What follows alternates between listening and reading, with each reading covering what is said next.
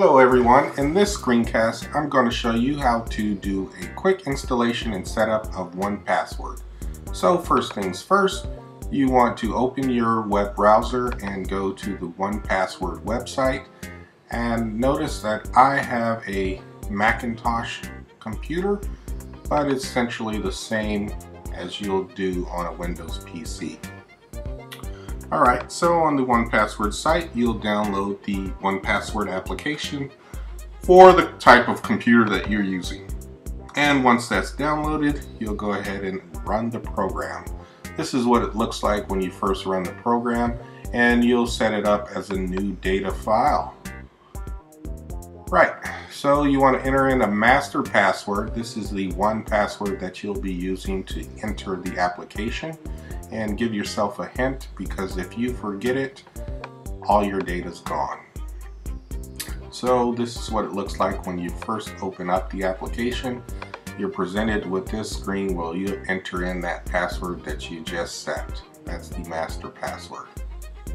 Once you do that, the application will open and you'll have a lot of choices over here on the left hand side, from logins, accounts, identities. It's a lot of good stuff. I just loaded the sample data. There's a lot of other stuff you can load in the sample data just to play around. And I'll show you how to add a new login. We'll just put in some sample information here just to show you how it's done. I really don't recommend doing it this way just because it's kind of like it takes a long time to do. I like doing it the way that I'll show you later on in this video, where you actually go to a website and save the information as you enter in the form. Alright, notice that you can generate a strong password here. That's one of the strengths of this application, and that's why I recommend it. You can set different parameters for the automatically generated password, and when you're done, you can just click save and it will save that password into the location for password. So here it is. There are several other features within this particular template. You can add tags. You can also use this little form here to write out a little note about this particular login, and generally customize this area the way you see fit.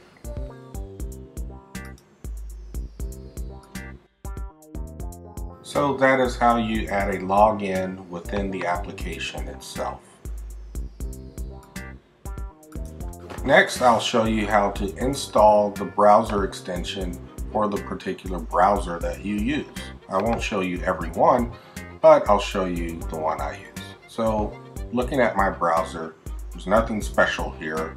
I'm basically just showing you that the browser extension has not been installed yet. So what you'll do here to install the browser extension is go to install browser extensions from the application menu.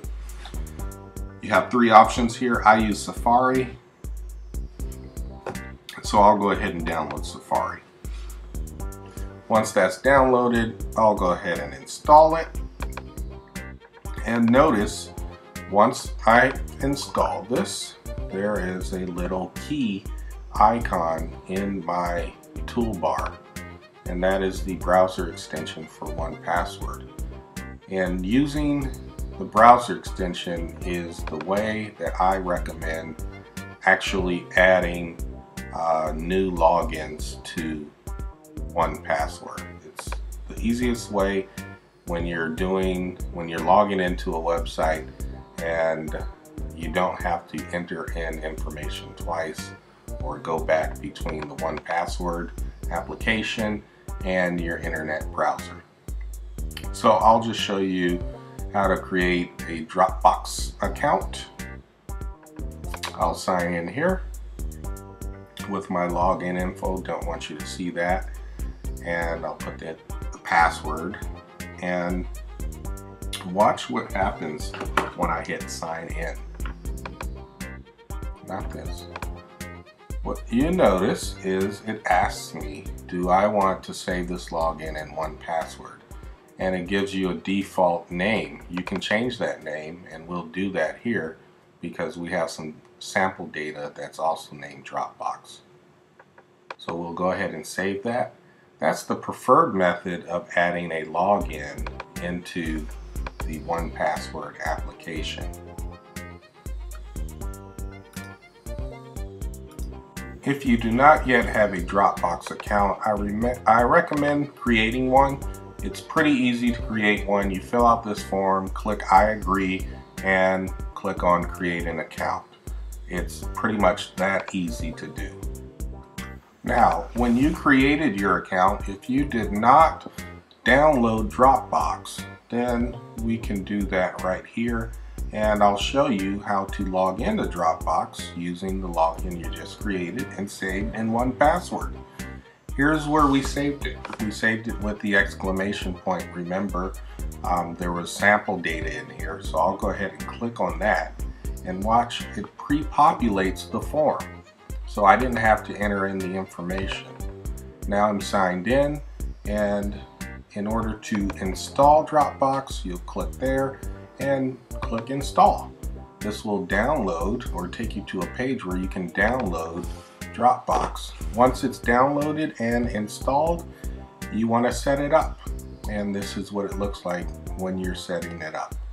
You'll go ahead and enter in your email and your password that you created when you set it up, or when you downloaded or created an account. I know that's a lot.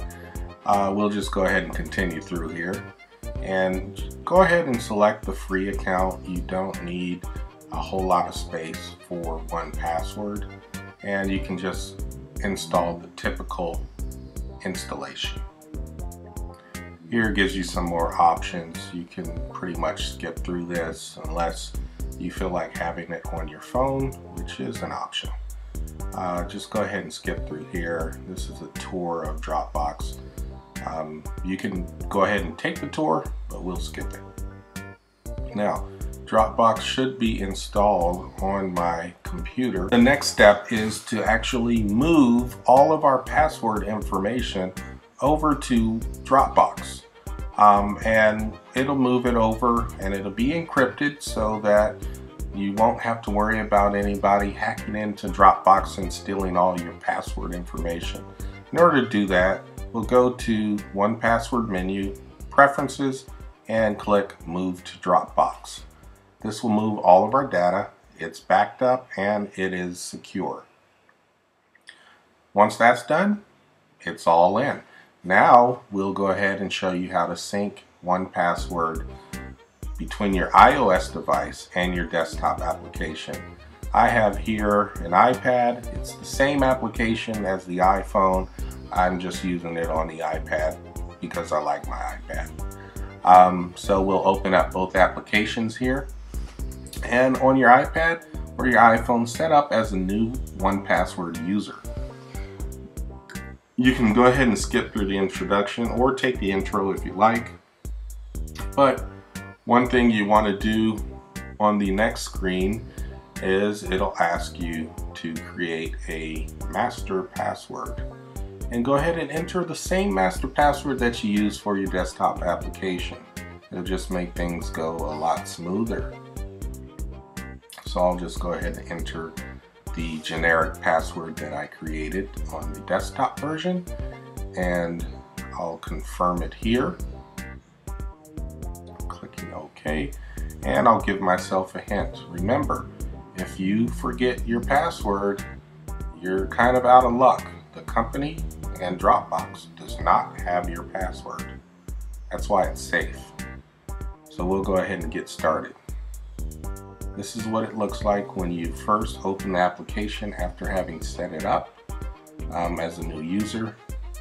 And I'll enter in the password. Voila. Now, what I want to do now is make sure I get all that information from the desktop on over to the iPad. And what we have in the bottom left-hand corner here, is the little settings menu, and we'll set it up to sync. There are 3 options here. You can go ahead and select Dropbox.